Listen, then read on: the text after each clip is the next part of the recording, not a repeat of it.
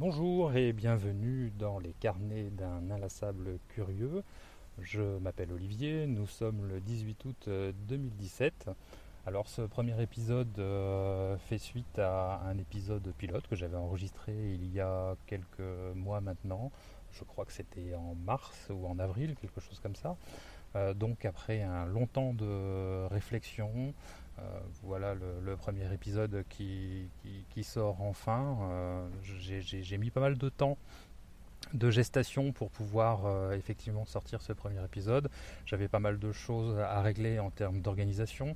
Je voulais régler quelques problèmes d'ordre technique, savoir comment j'allais fonctionner, à quelle fréquence, les sujets, etc.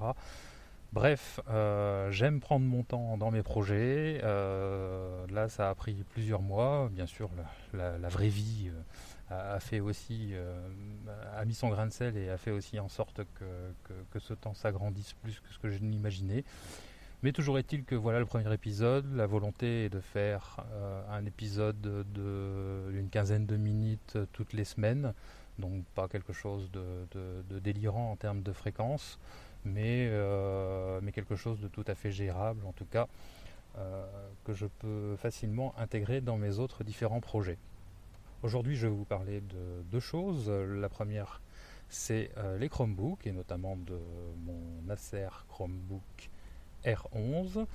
Et en deuxième partie, je vais vous parler d'un jeu de rôle qui s'appelle Mega.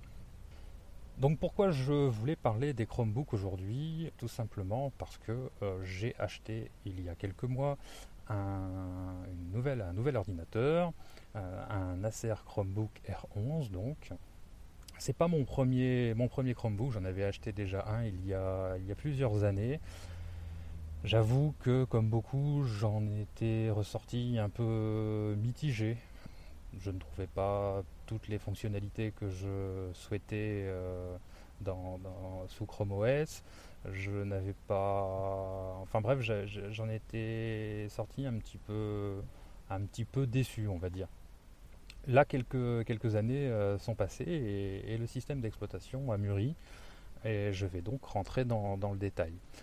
Autre petite précision, je souhaite aussi parler des Chromebooks parce que j'entends régulièrement dans des podcasts high-tech des petites réflexions autour du Chromebook, comme quoi on ne sait pas trop à quoi ça sert, pourquoi ça existe, qu'est-ce qu'on peut faire avec ces petites bêtes-là. Bref, pas mal de méconnaissances et souvent pas mal d'ironie et d'amusement autour de ce qu'est le Chromebook. Donc je voulais faire aussi un petit peu une mise au point par rapport à tout ça, quoi. Donc oui, moi les Chromebooks, j'adore ça, et notamment mon nouvel ordinateur, l'Acer Chromebook R11. Je vais commencer déjà par évoquer le système d'exploitation en lui-même. Qu'est-ce qui fait qu'un Chromebook est un Chromebook? C'est d'abord son système d'exploitation qui est Chrome OS, un système d'exploitation développé par Google, qui est basé entièrement sur à la base qui était orienté web et qui tourne autour du navigateur Chrome de chez Google. Alors la première particularité et la première chose qu'on constate sur un Chromebook à l'utilisation, c'est sa rapidité d'allumage. Ça, c'est pas une nouveauté. Ceux qui ont déjà eu un Chromebook dans les mains s'en sont rendus compte. Allumer un Chromebook, c'est 5 secondes, montre en main, hein. Même chose pour la sortie de veille. La sortie de veille est instantanée. On ouvre le capot et la machine est prête à l'utilisation. Il n'y a aucun temps de latence. C'est opérationnel. C'est assez important dans un usage au quotidien parce que finalement j'ai déjà eu d'autres expériences avec d'autres machines, notamment Windows, où la sortie de veille était, comment dire, un petit peu scabreuse. Parfois ça plantait, parfois c'était long avant de pouvoir agir et d'avoir la main. Bref, là on est un peu sur le modèle du smartphone où on allume sur le bouton, l'écran s'allume et c'est parti, quoi. En termes d'application, le Chromebook déjà s'appuie sur un store, un peu comme pour les smartphones là encore. Les smartphones ont le Play Store pour les smartphones Android et l'App Store pour les smartphones Apple. Là, il y a un store qui s'appelle le Web Store qui regroupe les applications qui sont dédiées et faites pour Chrome OS. Donc que l'on peut à laquelle on accède via le navigateur web, bien sûr, via Chrome pour le coup. Et il y a un tas d'applications, mais vous allez voir que le Web Store n'est pas le seul store auquel vous pouvez accéder depuis votre Chromebook depuis quelque temps. En effet, mais je vais y revenir, le Play Store, c'est-à-dire le store d'applications Android, est apparu sur Chrome OS. Mais comme je disais tout à l'heure, je vais y revenir. Je voulais d'abord insister sur la simplicité d'utilisation de l'OS en général. Pas de galère de paramétrage, pas de driver. Le matériel, c'est du plug and play. Lorsqu'on branche un disque dur externe, on le branche et ça fonctionne. Même chose pour les clés USB, les appareils photo. Qu'est-ce que j'ai pu brancher ma petite caméra USB, bref. Jusqu'à présent, je n'ai jamais été confronté à quelques problèmes que ce soit au niveau des périphériques. C'est du vrai plug and play, on branche et ça fonctionne. Et ça, c'est super agréable. Donc, simplicité d'utilisation aussi au niveau de l'interface. Les programmes sont regroupés dans un menu. Et puis si vous savez utiliser un navigateur Chrome, vous savez utiliser Chrome OS, quoi. On peut pas, c'est tout aussi simple que ça. En termes de sécurité, je n'ai jamais rencontré de malware ni de virus sous Chrome OS. Je ne sais pas si ça existe, j'en doute. Pour l'instant, en tout cas, j'en ai jamais eu connaissance. Au niveau de la mise à jour du système, elle se fait de façon très régulière. Tous les 2 mois, vous avez une nouvelle mise à jour qui atterrit sur votre Chromebook de façon complètement transparente. Un jour, vous avez un icône qui apparaît, vous redémarrez la machine, donc ça va durer 10 secondes, et puis c'est reparti, vous avez la main, vous pouvez retravailler. Ça se fait aussi simplement que ça. La dernière fois que j'ai voulu réutiliser mon ordinateur Windows 10, je ne sais même plus pourquoi, peut-être par curiosité, j'ai vite abandonné quand j'ai vu le temps de mise à jour qu'il était nécessaire pour enfin pouvoir faire une tâche sur l'ordinateur. Là, je me suis rendu compte de l'avantage offert par Chrome OS à ce niveau-là, quoi. Le design de mon R11. Je voulais vous parler du design de mon R11 parce que c'est ce qui fait aussi que j'ai laissé mon ordinateur Windows 10 au placard et que maintenant il prend la poussière. C'est surtout le fait que mon Chromebook Acer R11 me suit partout, tout le temps. Tout d'abord parce qu'il y a différents modes d'utilisation. Ce Chromebook a une particularité, c'est qu'il dispose d'une charnière centrale qui pivote à 360 degrés, donc qui permet d'utiliser le Chromebook comme un laptop classique, bien entendu. Vous pouvez l'utiliser aussi en mode tablette. Vous retournez complètement l'écran et puis vous avez une tablette. Ça désactive bien sûr clavier souris en dessous et vous avez une tablette tactile, parce que l'écran, bien entendu, est tactile. Vous pouvez aussi l'utiliser, c'est un peu plus accessoire, mais en mode tente. Vous faites comme une canadienne, comme une tente de place, et vous pouvez consulter vos médias comme ça en posant l'ordinateur sur la table. Et même chose, vous pouvez relever l'écran à 260 degrés, quelque chose comme ça, pour pouvoir, en mettant, j'allais dire, le clavier sur face contre terre, et vous pouvez consulter là aussi des médias assez simplement ou utiliser l'ordinateur via l'interface tactile. Bref, différents modes d'utilisation qui sont super pratiques et je me demande comment je pouvais faire avec un simple laptop auparavant. La qualité globale du matériel est au rendez-vous, l'écran est très sympa, un bon rendu des couleurs et tout ça a un avantage qui est assez intéressant aussi. Toute cette qualité de matériel et d'OS, vous pouvez l'obtenir pour un prix vraiment intéressant. En effet, les Chromebooks, vous en trouverez à des prix vraiment défiant toute concurrence. Celui dont je vous parle, par exemple, est aux alentours de 350 €. Vous avez un ordinateur complet et fonctionnel pour 350 €. Et ça, c'est super cool. Je reviens un petit peu sur les applications que l'on peut utiliser, parce que je sais que c'est un argument que j'ai souvent entendu. Il n'y a pas beaucoup d'applications, et puis les applications sont forcément toutes en ligne, il faut toujours être connecté à Internet, tout ça. Je voulais revenir sur ces différentes critiques qui sont souvent opposées à Chrome OS et au Chromebook. Pour les balayer d'un revers de la main, Tout d'abord, le nombre d'applications s'est sévèrement accru depuis quelques temps, étant donné que Google a mis en place l'accès au Play Store depuis votre Chromebook. Alors ça n'est pas valable pour tous les Chromebooks, il faut bien se renseigner avant l'achat si vous souhaitez acheter un appareil de chez Google avec le système d'exploitation de chez Google, car tous les Chromebooks ne disposent pas du Play Store. Forcément les plus anciens, ce n'est pas le cas. Et normalement, tous ceux qui sortent cette année disposent du Play Store, mais enfin, méfiez-vous quand même. Mieux vaut se renseigner, parce que c'est un vrai plus. Le fait d'avoir le Play Store sur les Chromebooks est très très intéressant, notamment parce que d'un coup de baguette magique, Google a permis l'accès à des millions d'applications, celles d'Android, directement depuis votre Chromebook. Et ça marche vraiment vraiment très très bien. Je n'ai jamais vu d'application qui n'était pas compatible avec mon Chromebook. Seuls quelques éditeurs font en sorte que leurs applications ne soient pas accessibles depuis le Chromebook. C'est le cas de Microsoft.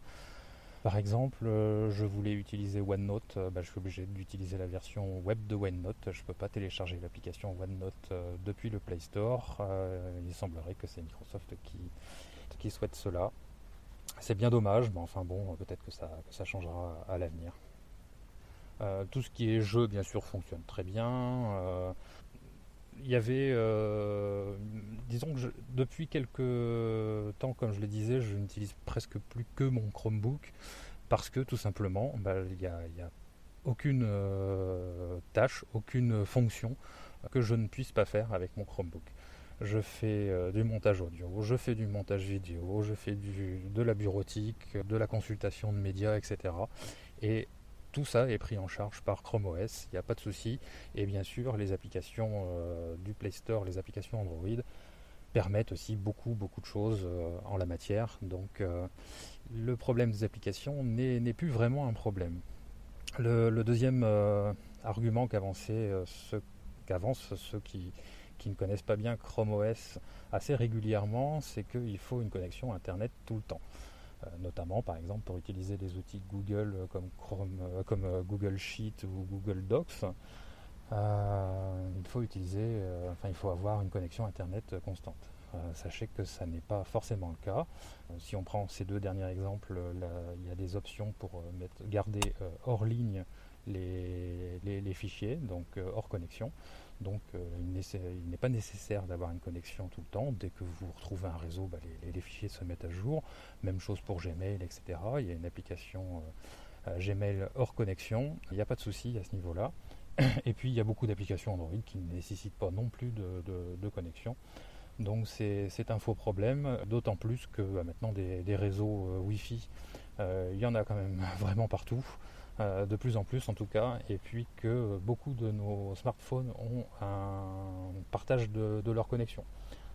Ce qui fait que personnellement je n'ai jamais été embêté avec le fait de ne pas être de ne pas être connecté avec mon Chromebook, quoi.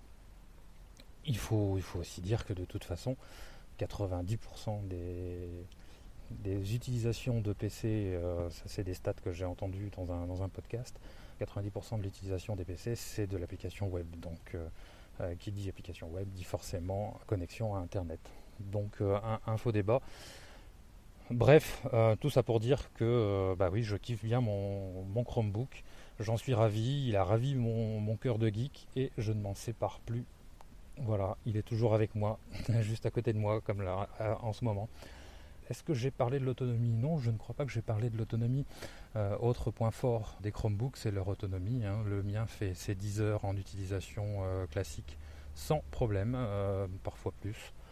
Donc je n'ai jamais été en panne de batterie avec l'ordinateur, sauf bien sûr si je oublie de le charger, mais ça c'est un autre problème.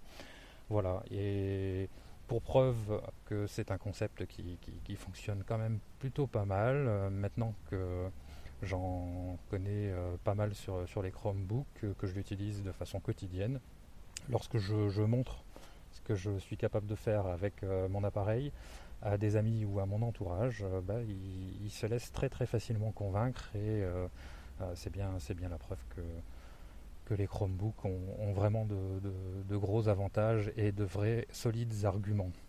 Je pense qu'en France, c'est un système qui est assez peu développé, enfin c'est mon avis, hein.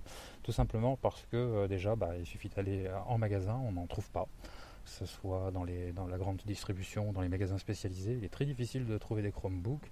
La seule vraie façon, j'allais dire, de se fournir, c'est Amazon, mais c'est vrai que il y a très peu de pubs de fait autour de ces ordinateurs-là, très peu de présence en magasin, ce qui fait que forcément ça a peu de chances de se développer comme ça, quoi.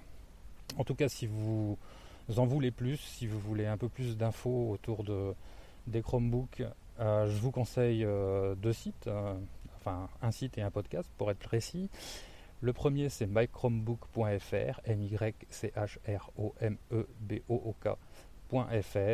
C'est Nicolas qui s'occupe de ce site, qui le tient, et vous avez des mises à jour très régulières. Il doit écrire, j'ai l'impression en tout cas qu'il écrit un article tous les jours pour son blog, et c'est une mine d'informations pour les Chromebooks. Un deuxième conseil que je puisse vous donner, c'est d'écouter son podcast, le CKB Show, que vous trouverez sur son site mychromebook.fr, hein, un podcast intéressant qu'il fait en compagnie de son compère Thomas, qui est, me semble-t-il, développeur dans la Silicon Valley et qui est aussi un féru de Chromebook. Je vous invite à écouter leur podcast qui est vraiment, vraiment intéressant, qui aborde des dossiers et des sujets si vous n'êtes pas convaincu de l'utilisation d'un Chromebook. Et si vous ne voulez pas l'être, surtout n'écoutez pas leur podcast, hein, ça c'est sûr. Voilà pour les Chromebooks. Si en tout cas vous avez des questions, n'hésitez pas à laisser un commentaire sur le blog qui héberge ce podcast. Le lien sera dans les notes de l'épisode. Il s'agit de overblog.wordpress.com, overblog.wordpress.com. Le deuxième sujet, c'est le jeu de rôle Méga. Alors pourquoi je voulais parler du jeu de rôle Méga ? Tout simplement parce que c'est mon premier jeu de rôle. C'est celui qui m'a fait découvrir ce hobby. J'ai découvert ça pendant mon adolescence, je devais avoir 12-14 ans, c'était au milieu des années 80, et j'ai eu en main le premier Méga et le second Méga, ensuite Méga 2, qui étaient des hors-séries du magazine Jeux et Stratégie. Une troisième itération de Méga est sortie en fin des années 80, je crois, au début des années 90, c'était Méga 3, où là on était plus sur un hors-série de magazine, mais sur un vrai bouquin de jeu de rôle à part entière. J'y ai assez peu joué, voire pas du tout, je crois, à Méga 3, tout simplement parce que les règles étaient vraiment touffues, et il y avait des tableaux partout dans tous les sens, enfin, c'était une vraie usine à gaz, et ça me faisait pas vraiment envie. Par contre, un des gros points forts de cette troisième version de Méga, c'était le développement de l'univers, qui était beaucoup plus fouillé que dans les deux premières versions. Donc Méga, c'est quoi ? C'est un jeu de rôle dans lequel vous jouez des messagers galactiques, d'où le titre, hein, Méga Messagers Galactiques. Les messagers galactiques, donc c'est quoi ? Ce sont des personnes qui ont deux pouvoirs. Le premier, c'est le pouvoir de transit. Le pouvoir de transit, c'est tout simplement le fait de pouvoir se projeter utiliser des tétraèdres pour voyager à travers les univers parallèles ou à travers l'espace. Ces tétraèdres, pour faire simple, en fait, imaginez la porte des étoiles, hein, comme dans la série Stargate. Avant l'heure, c'est tout simplement le même principe. Des tétraèdres sont présents dans différents univers parallèles ou sur différentes planètes à travers l'univers. Et le messager galactique, via son pouvoir de transit, peut se téléporter, entre guillemets, d'un tétraèdre à l'autre.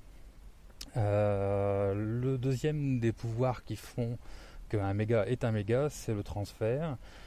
C'est le fait pour le messager galactique de projeter son esprit, sa psyché finalement, dans le corps d'un autre, dans le corps d'un personnage non joueur ou d'un autre personnage joueur, pour prendre contrôle de son corps et pour pouvoir se faire passer de lui. C'est très très fun à jouer, très sympa, ça provoque des rebondissements vraiment intéressants dans les scénarios. Bref, c'est une excellente idée que ce pouvoir de transfert quand il est bien utilisé par les joueurs. On est sur un jeu à mission, hein, parce que les messagers galactiques, les mégas, sont comme une cellule pas secrète, mais enfin une cellule de renseignement utilisée par une assemblée galactique, qui est une sorte de gouvernement des mondes.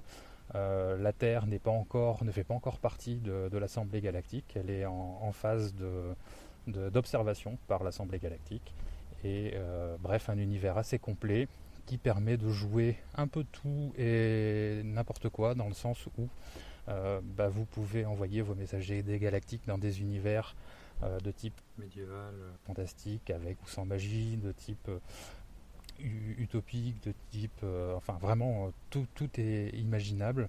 Que ce soit historique, futuriste ou je ne sais quoi, vous pouvez vraiment jouer dans tout type d'univers avec ce jeu-là, et c'est super agréable parce que vous pouvez aussi adapter n'importe quel type de scénario pour Mega, et avec très peu d'efforts, vous pouvez en faire quelque chose de très sympa.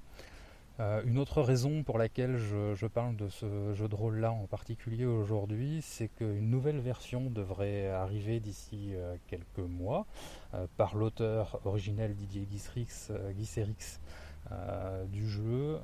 Alors je ne sais pas comment va s'appeler, si ce sera Mega 4 ou Mega 5 ou Mega le retour du futur. On en saura un peu plus tard. Car il faut savoir qu'il y a déjà une version 4 qui existe du jeu, qui a été fait par des amateurs, enfin par une communauté, hein, que vous trouverez sur internet, sur le site Messager Galactique. Je vous mettrai le lien dans les notes de l'épisode. Une version assez complète du jeu, donc une 4e itération. Est-ce que Didier Guisserix en tiendra compte ou pas?